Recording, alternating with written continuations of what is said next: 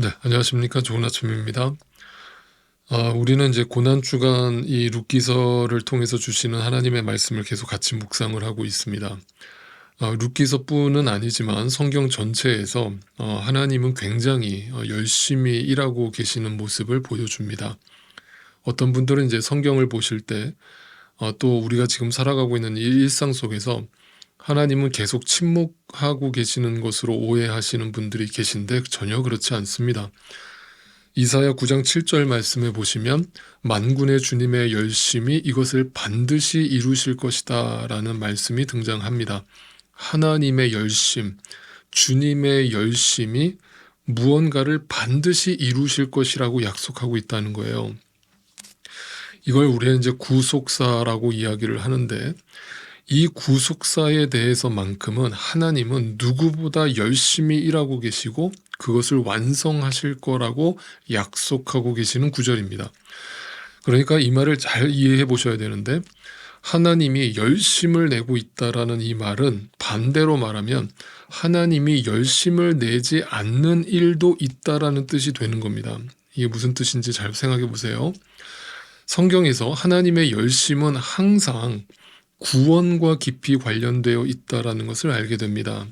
그러니까 우리가 이 땅에서 얼마나 잘 먹고 잘 사는가에 대해서는 그 하나님의 열심이 작동하지 않는다라는 말이 되는 것입니다. 그런데 이제 우리는 흔히 보통 그와 반대로 하나님을 이해하고 있는 경우가 허다합니다. 내가 이 땅에서 먹고 사는 것을 위해서는 하나님을 열심히 찾는데 정작 그의 나라와 그의 의를 구하는 데 있어서는 우리는 열심을 내지 않는 것이죠. 이것이 어제 제가 말씀드렸던 하나님의 생각과 우리의 생각이 전혀 다르다는 것을 알려주는 중요한 부분인 것입니다. 그러니까 이제 어제 룻기 말씀 속에서 그 한 가정이 자신들의 배고픔을 이 땅에서 이제 자신의 육신의 연약함, 육신의 어떤 배고픔을 채우기 위해서 하나님의 약속을 저버리고 그 하나님이 허락하신 그 땅을 버리고 이방 땅으로 이주를 하는 그 결과가 뭐로 나타났습니까? 네, 모든 것을 다 잃어버리고 비참한 모습으로 확인되는 것이죠. 그런 그들을 주님께서 포기하지 않으시고 구속사, 그들을 어떻게 해서든 구원해 내시겠다는 그 하나님의 열심이 얼마만큼 열심히 작동하는가를 룻기는 보여주고 있는데, 바로 그들을 다시 이스라엘 땅으로 불러들이셔서 주님의 날개 아래 그들을 품으시고 구속사의 계획을 실행하시는 그 하나님의 열심을 만나게 되는 것이죠. 자, 이처럼 하나님은 모든 것을 다 잃어버린 그 룻과 그 가정에게 보아스를 보내주심으로 그녀와 그녀의 가정을 구원하실 계획을 보여주고 계시는 것입니다. 하나님은 이처럼 다 그 계획을 가지고 계셨던 것입니다. 그래서 이 땅에서 우리가 때로는 좌절하고 절망하고 어떤 고통을 겪는 그 순간을 날마다 경험하면서 절망으로 빠지면 안 되는 것은, 주님이 허락하신 그 믿음을 붙들고 그것을 날마다 바라보고 그 주님의 때를 기다리면 될 일인데, 우리의 힘으로는 도저히 그것이 불가능하다는 것이고, 그것이 주님의 능력과 주님의 힘이 개입되지 않고서는, 성령 하나님의 도우심이 없이는 그것이 불가능하다는 것을 우리는 분명히 알아야 할 것입니다. 자, 이제 오늘 룻기 3장의 내용을 함께 묵상해 볼 텐데, 오늘은 바로 이 이야기를 하게 될 겁니다. 아침 묵상 시작해 보겠습니다.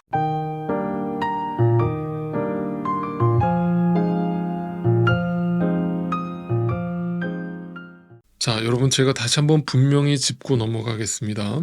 성경을 여러분이 읽으실 때 그의 나라와 그의 의를 찾아내는 그 시선을 항상 놓치면 안 됩니다. 모든 성경 구절 속에서 하나님의 열심이 지금 어떻게 드러나고 있는가, 또 그 열심이 지금 무엇을 향해서 어디를 향해서 열심히 치닫고 있는가를 늘 확인하시면서 읽으셔야 됩니다.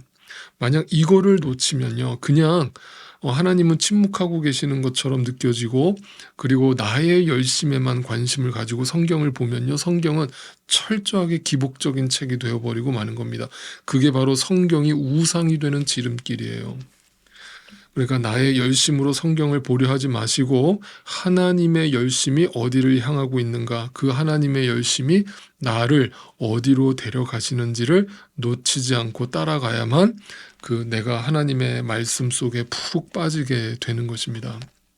자, 오늘도 이 말씀을 통해서 여러분의 심령을 하나님의 말씀 속에 담그시는, 푹 빠지게 하시는 그 은혜가 우리 모두에게 있기를 원합니다. 자, 룻기 3장의 내용을 제가 3가지의 행동으로 설명을 드리려고 합니다.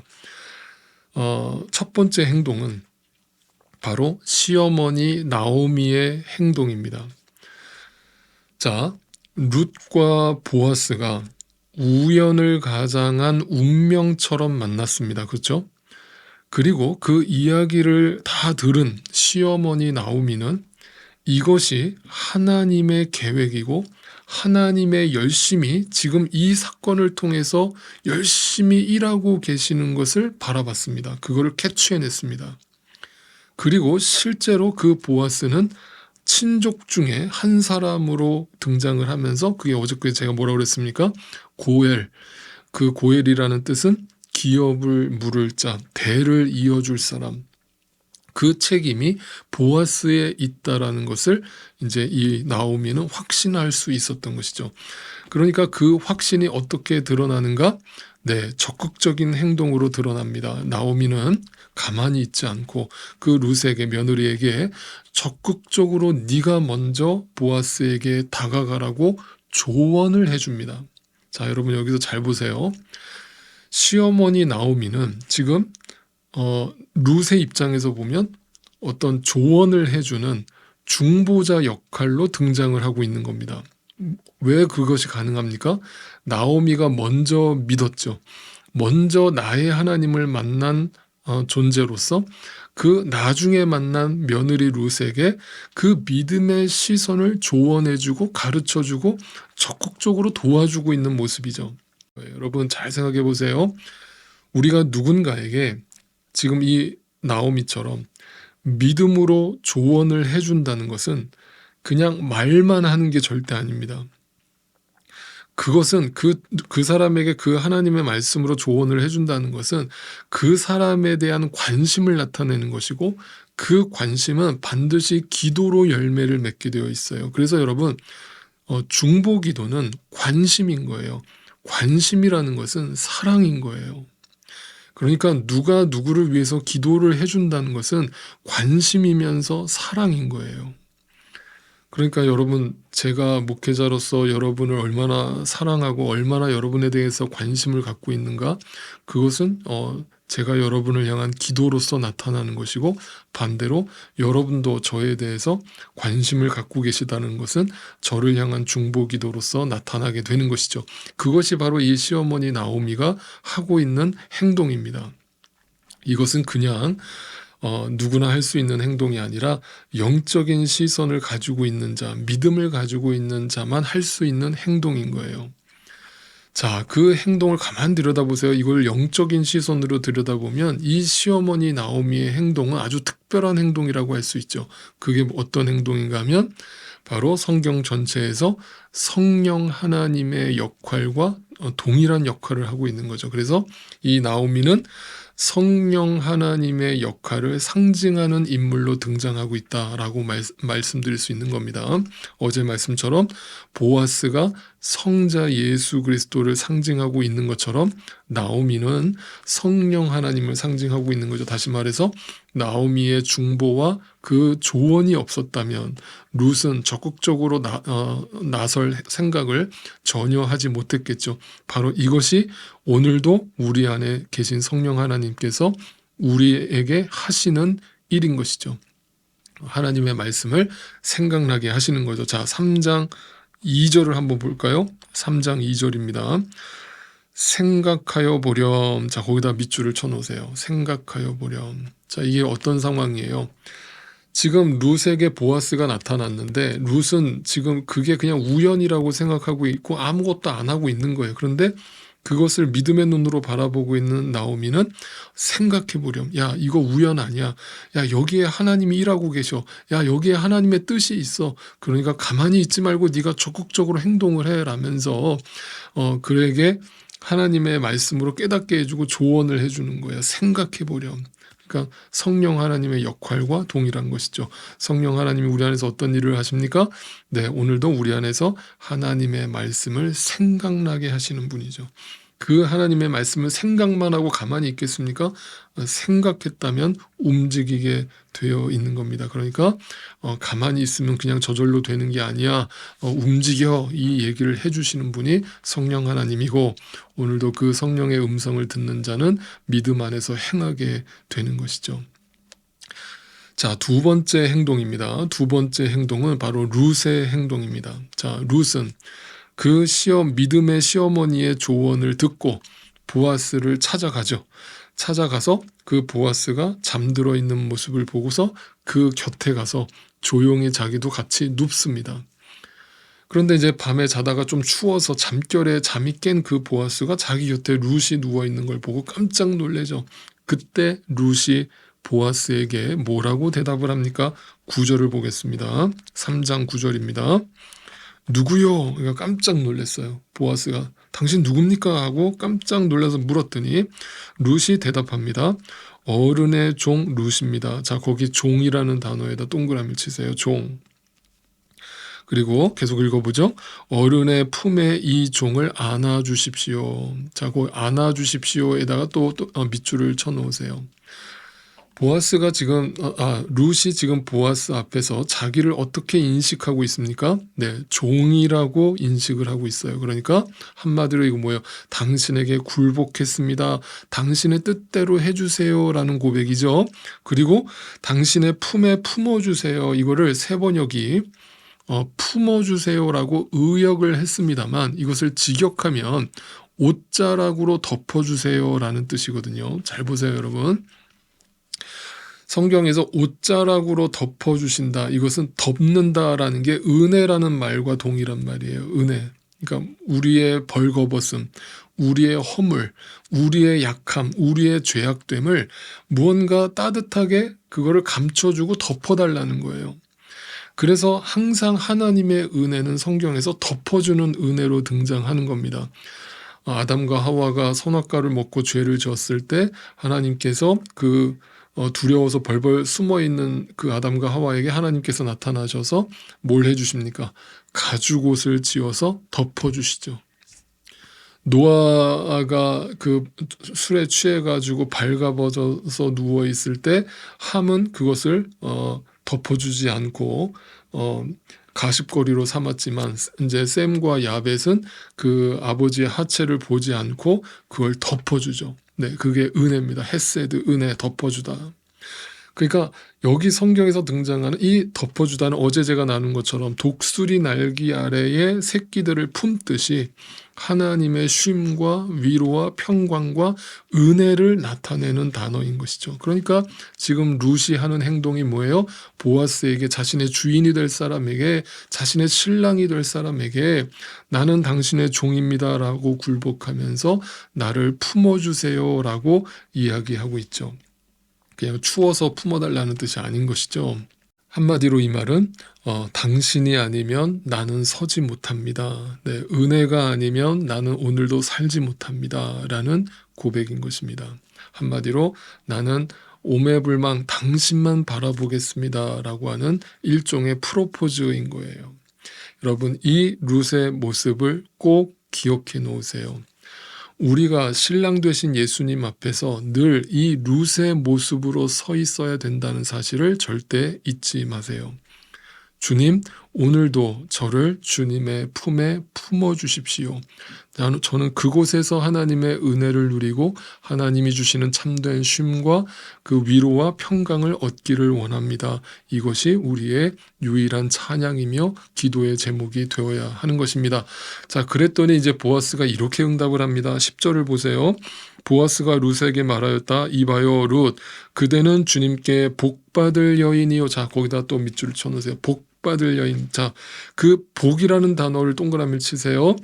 성경에서 구약 성경에서 복이라고 등장하는 단어는 바라크라고 그랬습니다. 이 바라크라고 하는 단어는 창세기에서부터 계속 등장을 하는데 그 복은 이 땅에 잠시 있다가 사라지는 그런 복이 아니라고 그랬습니다. 그 복은 하나님으로부터 주어지는 복, 다시 말하면 하나님 자신이 복입니다.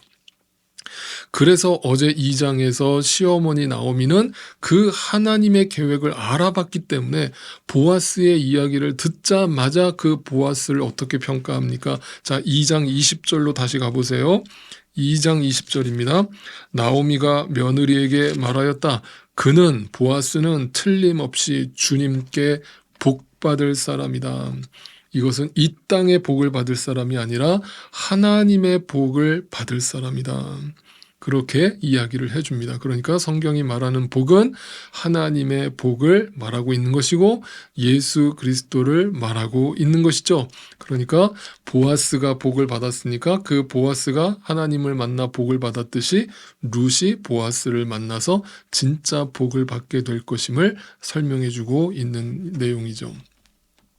이처럼 룻은 가만히 있지 않고 그 하나님의 열심과 하나님의 방향이 어디로 가고 있는지를 정확하게 깨닫고 그 성령 하나님의 모습으로 등장하는 시어머니 나오미의 이야기를 듣고 적극적으로 그 주님을 오매볼망 바라보면서 그 하나님 없이는 나는 살 수 없습니다라는 고백을 할 때 그것이 바로 복을 받는 비결이다. 그것이 우리에게 진짜 복이 되어질 것이다 라고 성경은 말해주고 있는 겁니다. 예수 그리스도를 만나는 복에 있어서 여러분 절대로 그 열심을 줄이지 마시고 감소시키지 마시고 거기에 대한 더 열심을 내시고 주님을 더 사모하는 마음이 우리 모두에게 있기를 소원합니다. 마지막 세 번째, 보아스의 행동이에요.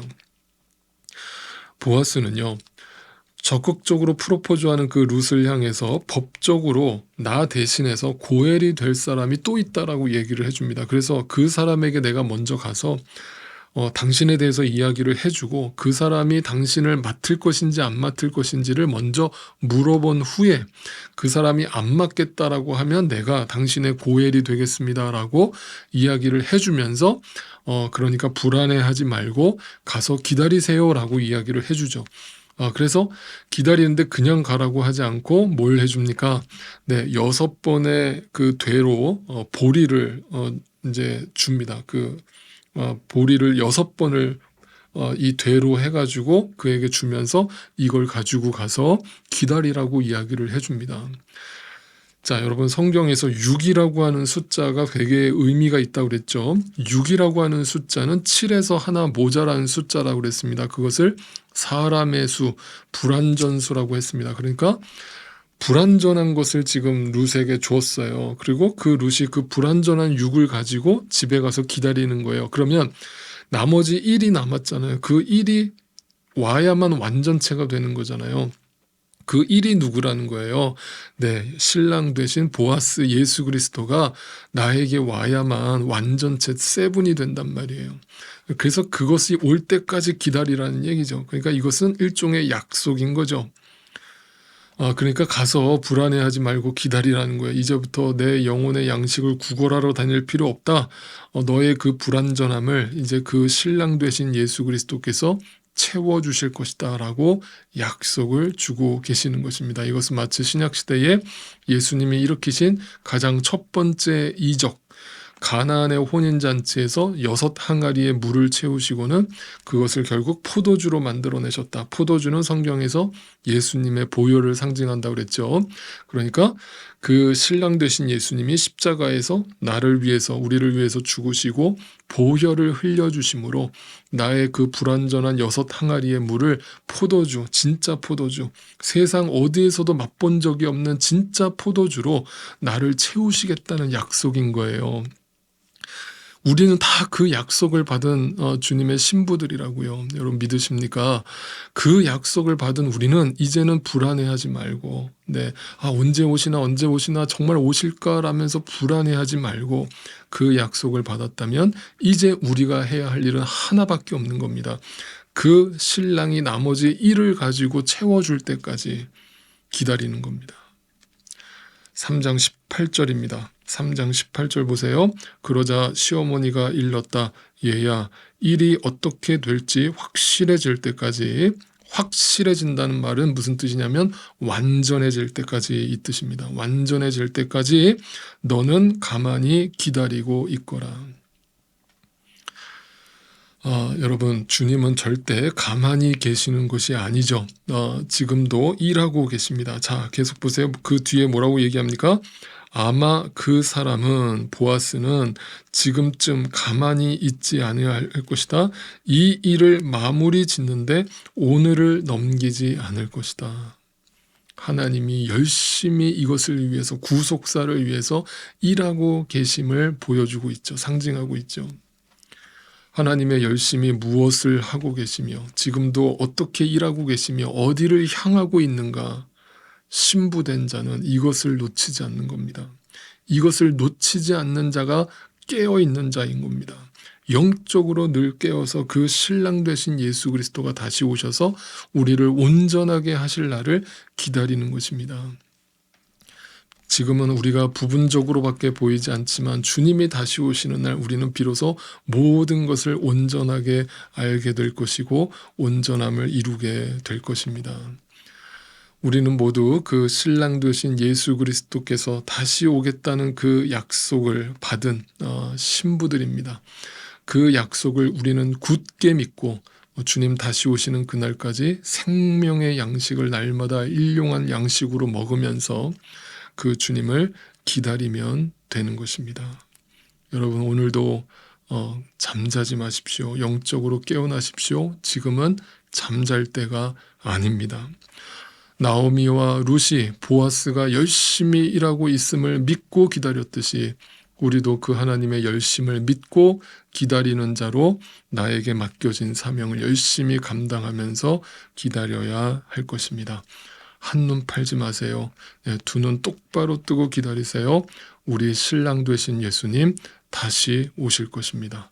할렐루야. 내일 아침에 또 뵙겠습니다.